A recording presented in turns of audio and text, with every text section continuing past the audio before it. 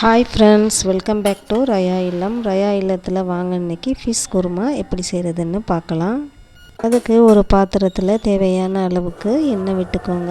நான் 2 table spoon விட்டுருக்கேன். நல்லா ஆயில் ஹீட் ஆனதுக்கு பிறகு ஆனியன் போட்டு நல்லா வதக்கிக்கோங்க.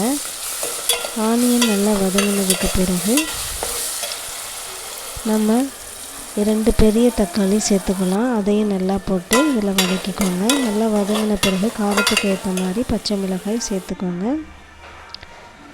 நம்ம கறிக்குள்ள நம்ம எப்படி மசாலா போடலாமோ அதே மாதிரி இதில் ஆட் பண்ணிக்கோங்க. நான் மிளகாய்த்தூள் 1 டேபிள் ஸ்பூன் போட்டிருக்கேன்.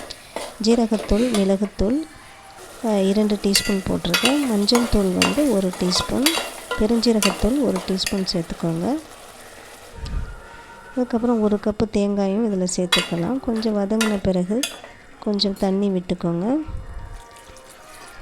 தண்ணி விட்டு கொஞ்சம் மல்லித்தழை போட்டு கொஞ்சம் நேரம் கொதிக்க விடுங்க. இதுக்கு நாம் எந்த ஃபிஷ் வேணாலும் சேர்த்துக்கலாம். குட்டி ஃபிஷ் கூட நம்ம இதில் சேர்த்துக்கலாம். ரொம்ப குழம்பு டேஸ்ட்டாக இருக்கும். நீங்களும் இந்த மாதிரி ட்ரை பண்ணி பாருங்கள். உங்களுக்கு காரம் அதிகமாக இருந்தால் நீங்கள் காரத்தை கூட குறைச்சி வச்சுக்கலாம்.